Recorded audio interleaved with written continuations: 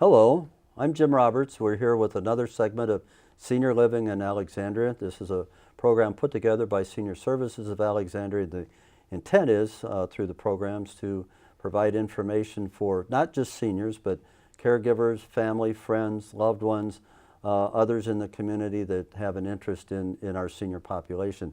And I'm pleased this evening to have a special guest with me. Christine Friedberg is here from Griswold Home Services, and she's going to tell us a little bit about Griswold Home Services, home care, and what they do. But more than that, she's got an exciting program she wants to tell us about that's launching very soon through Griswold, and in terms of how to support caregivers, which is a dimension that maybe many of us have overlooked. So welcome, Christine. It's very nice to have you here. Thank you for having me. And looking forward to it. Tell us a little bit about Griswold Home Care and how you got involved in it. Certainly. Well, Griswold Home Care is a national organization that's been around for over 30 years. Oh, really? We have had roots here in the Alexandria area for just over 2 years now. Good. And we have wonderful caregivers, professional caregivers, that provide personal care, homemaking, and companionship to either seniors or disabled adults in their home. And you know, I think personally we've all been touched by those that have needed a level of care. And my story comes from my grandmother, and she had a caregiver that we called her Angel. I actually don't even recall her name after all these years because she was my grandmother's angel, and she was the VIP when my grandmother passed away at her funeral because she had made such a difference in her lives and her family's life. And so I had such a wonderful experience with her Angel. And always felt the need to want to give back to my community, be involved and serve those in my community. And so with those two things coupled, came into Griswold and decided to open up the office here in Alexandria and serve those in the community that I live in. Are there other outposts of Griswold in Virginia? We do. We have a couple of other outposts of Griswold Home Care in Northern Virginia, as well as Chesapeake Beach area and Roanoke. And then just right over the bridge, we have some in Maryland as well. What area does your particular group serve? Yep, our focus is the city of Alexandria. We also service Arlington, Burke, Springfield, Fairfax, and kind of everything in between. Okay. So, yeah. So, and what's the range of services that are provided, and are these free or for cost? And tell me a little bit about how your business works. Yep, absolutely. So the services are provided by professional caregivers, certified nurse aides. So they've gone through a level of training. They're still considered non-medical caregivers. So non-medical. They're not going to perform any sort of procedures or do anything invasive, but they can provide personal care, which is oftentimes helping someone get up and get ready for the day. Anything from showering, bathing, dressing. They can also do things such as prepare meals, do light housekeeping, do laundry, oftentimes run errands for the person they're working with. As people age or have a disability, it's hard to get out, but they still need to get out and go grocery shopping, or get out and go to church, or see their friends, and the caregivers can help them in these tasks. How do people, those are needs, how do people find you and that you've got an answer to those needs? How do they seek you out? Absolutely. So the in-home services is certainly, it's a service that's been around for a number of years, but starting to gain popularity as more people are really wanting to stay in their own home and are seeking services to be able to do that. So people come across Griswold in a number of ways. Certainly, it may be online.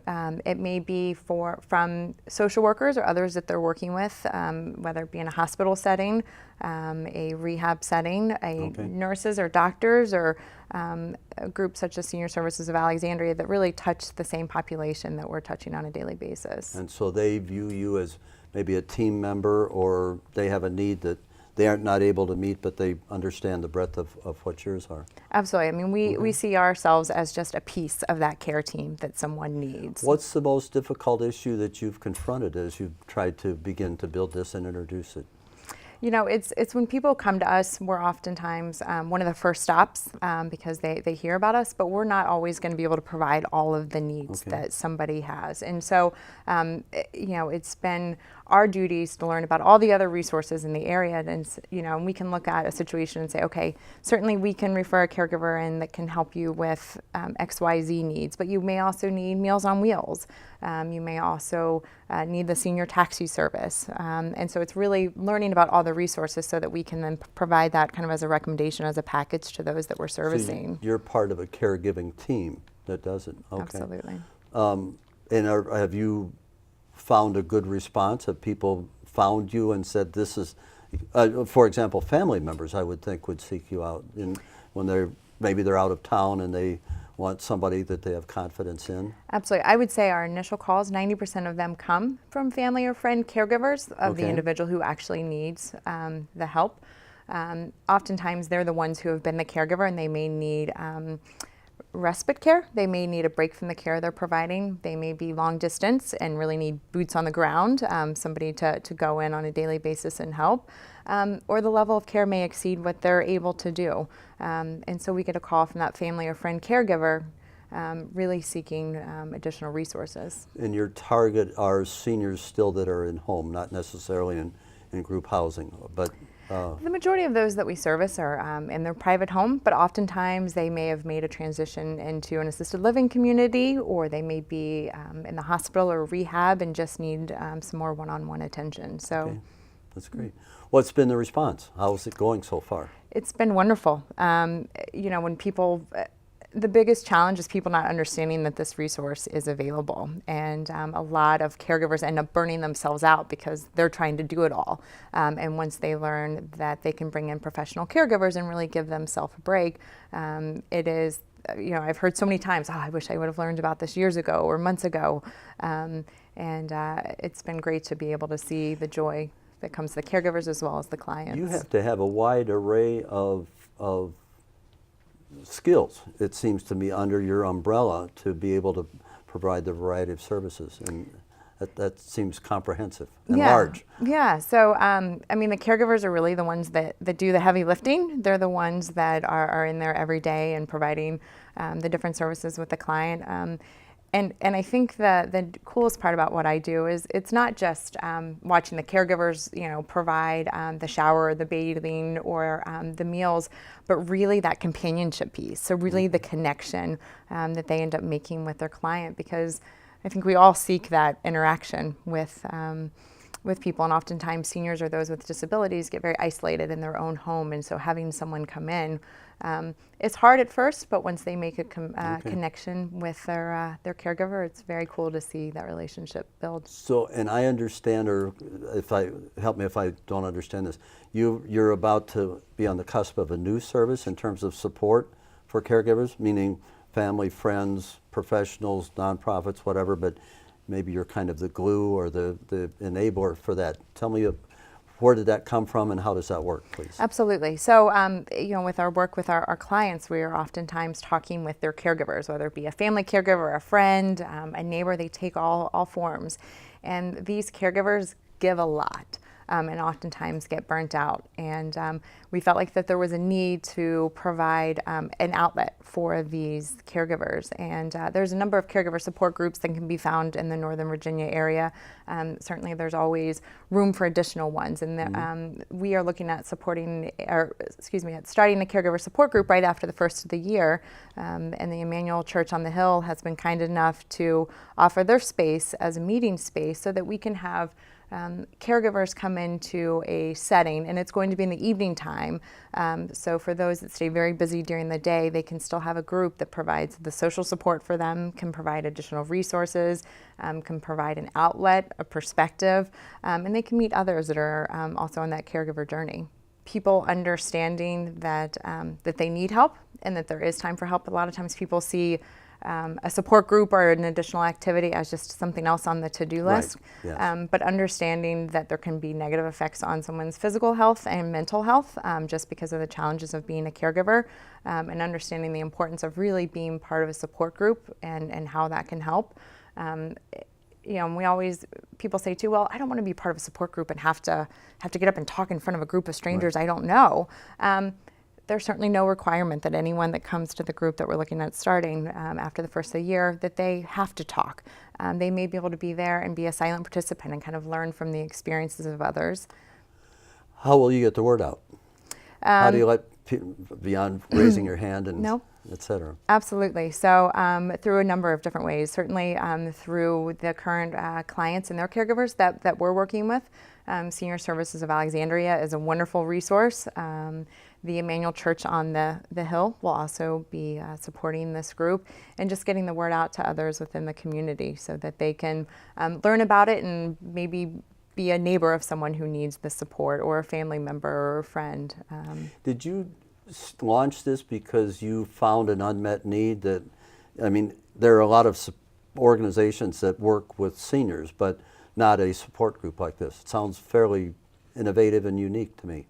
It is, and we're really looking at having it in the evening time. We have found that the support groups that are out there are oftentimes during the day, and those in the Northern Virginia area are very busy and are juggling 1,800 different things, and maybe aren't able to be there at 2 o'clock in the afternoon, but still have the need to meet others that are in a similar situation that they are. Have you set a formal launch date or an event? Or right after the first of the year, so we okay. have more details to come soon. Watch the bulletin boards on the community and see what's there. Absolutely. Okay. Well, that's going to be a great addition to the services. It fills in, I think, some of the blanks or some of the divisions that might occur from there. So that'll be very exciting. We'll look forward to hearing more about that and seeing how it progresses. But now we need to go for a break. We'll be back.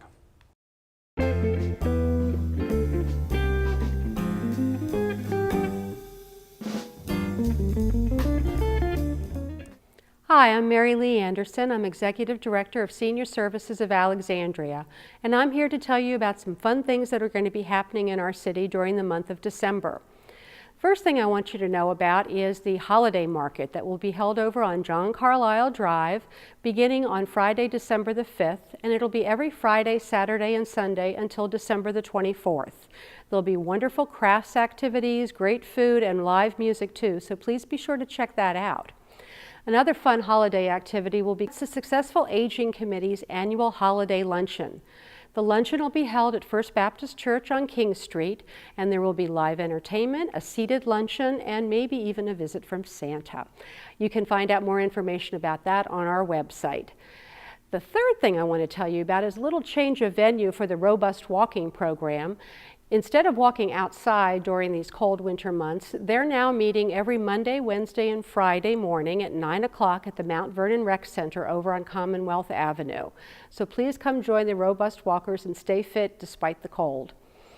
I'd also like you to know about a special speaker series event that's coming up not in December, but in January, so you can put that on your calendar. On Saturday, January the 17th, Senior Services of Alexandria will be sponsoring an event in Emmanuel Church on the Hill. We'll be talking about caregiver support. It's a really important topic for those of you who are taking care of an older loved one and want to know what resources are available for you and for your loved one, and also how you can get extra support to make that really difficult job more easy for you. The final thing I want to let you know is anytime you're looking for a volunteer activity, please go to Volunteer Alexandria's website. You just need to Google Volunteer Alexandria, and there'll be all kinds of wonderful opportunities for you if you would like to volunteer in our community. Hope to see you at one of these fun events in December. Bye-bye.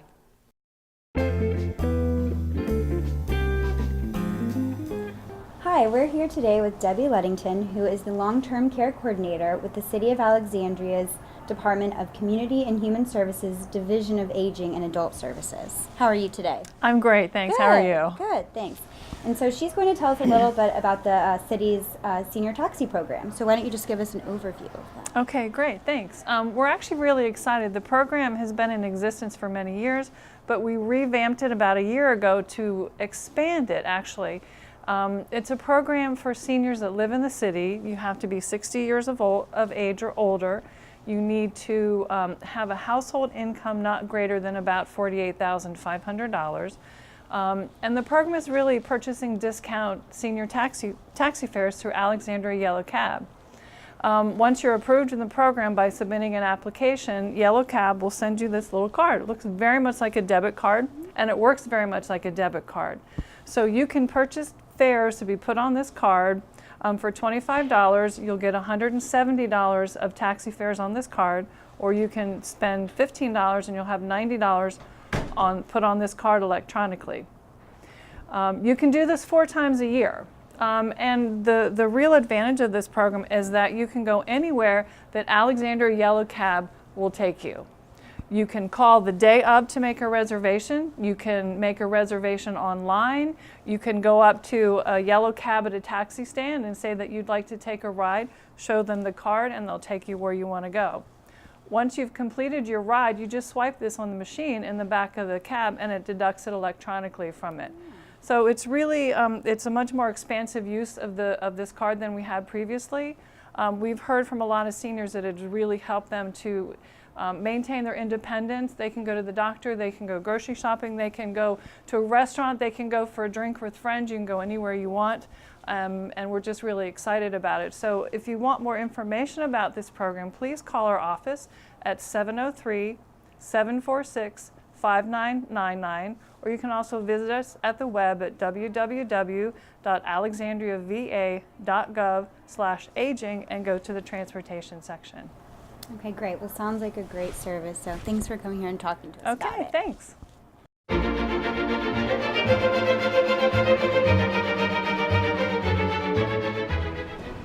Hi, I'm Marianne from Senior Services, and I'm here with my best friend, Chef Hans of Inova Alexandria Hospital. Hi, Chef. Hey, Marianne, welcome back. So we're going to be cooking today using produce that's in season. Correct. And tell us what we're going to be making. Well, we're going to be making kind of a version of risotto. But Ooh. obviously, we're at Inova Hospital, so I'm going to make it a little bit on the healthier side. Okay, great. Well, let's get started. Yep. So what we have today is I have some beautiful butternut squash. Oh, nice. That's grown here in Virginia. Oh, nice. And I've also got some a great grain, which is a whole wheat. It's called grano. Oh. Grano is basically a wheat that we've basically pre-cooked it. Oh, okay. All right. I've So to never get heard our of risotto grano. started, I'm going to put a little bit of oil in a pan, Yes. just a touch, because promise me I'm going to finish it with some butter later on, Okay. because that's just all going right. to make it great. A little butter never hurt anybody, Right. right? Then I've got some garlic in the pan. Okay. Start off with a little bit of garlic and some onions. Just going to get a little bit of color on them. And I'm going to cook them till they're basically translucent. Okay. I don't want to get them too dark. I don't want to, I don't want to sweat them out to get caramelized. Right. Yeah. There you go, fire all the way. Once those start popping, it'll be time to put the butternut squash inside. Now, are these recipes served in the Inova cafeteria for residents? Most definitely. Most definitely. We serve, I use a lot of grains Yes. for our salads, for our entrees, and for our what's called our exhibition station. Yes. So we serve tons of grains. Yeah. Our guests here have an option. They can eat as healthy as they want or as indulgent as they want. Oh boy. So it's all about options here. Yeah. So you see I've got just a little bit of color going on. Uh-huh. I don't want much more than that. And now I'm going to put in the butternut squash. This butternut squash, I've already basically parboiled it. Oh, okay. Because again, I don't want to get too much color into it. So I want to keep that bright, fresh butternut Yeah. squash flavor. So there goes my butternut squash. I'm going to heat that through all the way. Let that cook and get a little bit warm. Okay.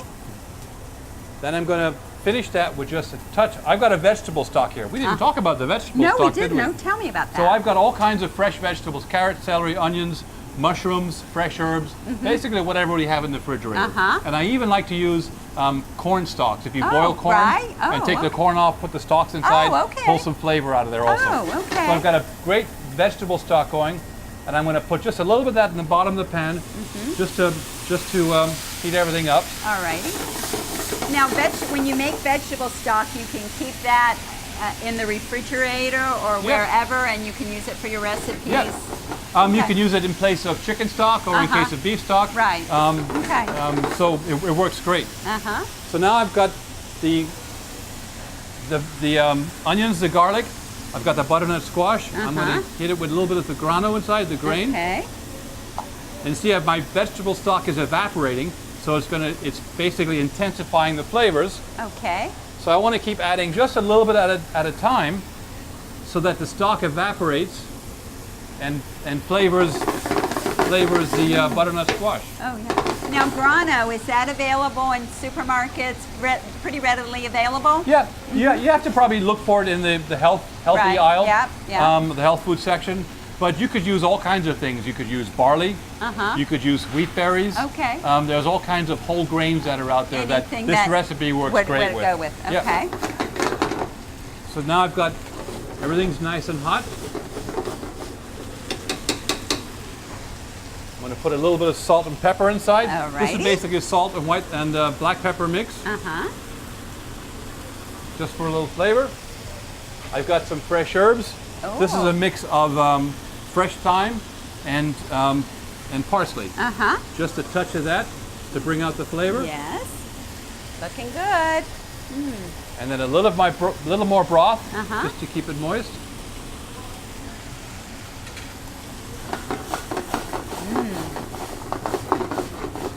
And once you have everything prepped, this is a really fast dish to put together. Yeah.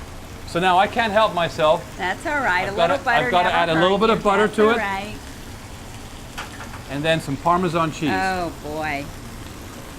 And just a little bit of butter just adds a nice creaminess, nice creamy texture to it. And the Parmesan will melt down, thicken it up a little bit. And do you use unsalted butter or? Usually unsalted Yes. butter. Yep. Okay. Oh boy, that looks yummy. Give it a quick, let it get a chance just to Yeah. simmer back up again. This is very easy to make. Yeah, risotto is really, a lot of people get very nervous cooking risotto Yeah. because there's all this mystique around it Yeah, and all right. this. Yeah, Everyone tries to make yeah. it so complicated, Yeah, but it yeah. doesn't need to be that way. No. So there we have butternut squash risotto. And it's a very nice vegetarian option, you know? Exactly. Yeah. Oh. Okay, I'm gonna grab a fork. You see the cheese is melting. Yes. That's a beautiful little portion. Oh, very little nice. fresh Parmesan cheese on Yes. top. Oh, that looks lovely. And a little bit of Herbs. more chopped herbs. Okay. All right. Butternut squash risotto Yes. with grano. Oh, that looks And wonderful. it's perfect for a cold fall evening. Oh, wonderful. Let's try it. Yep. Here we go. Thank you. Fork for you, fork for me.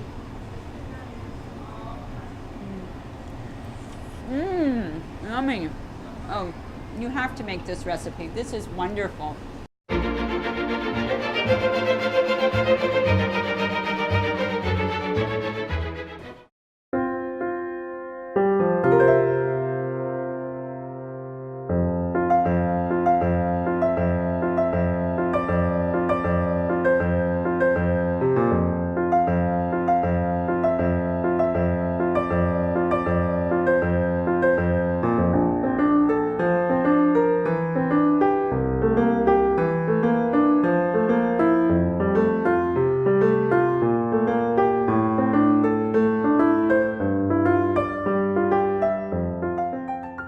If I were to tell someone how to get involved within the community, I would ask them to think long and hard about what really interests them, where is their passion, how do they think that they could most effectively contribute and help those less fortunate within the city. Would the person like to be helping the elderly? Would they like to help children? Would they like to help the homeless? Find a niche that really is an area that you think is important and where you can really impact lives and help them. And everybody's got to have a passion. You've got to contribute to society in some meaningful way. It's critical. We're here, put on earth, to help others wherever possible. So we need to each be involved in the community and give back to our greatest capabilities.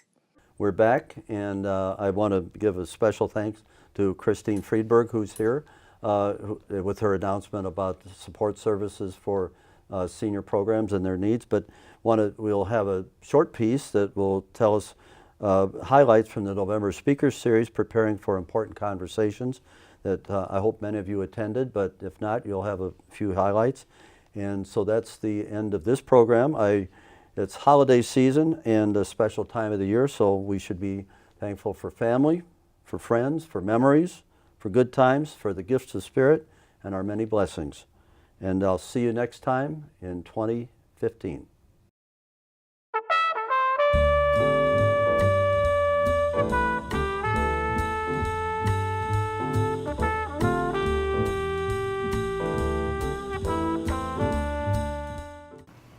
There is a lot of planning that we need to do to take care of things still to come in each of our futures. They all have to do, in one way or another, with how we're going to spend, use, or distribute our money, where we live, how we die, what medical treatments we want, how our wishes are going to be made known, and who it is that we want to make sure that our wishes are carried out. They all have to do with quality of life that we want for ourselves and for our families and spouses. They all help us stay in control of our own future.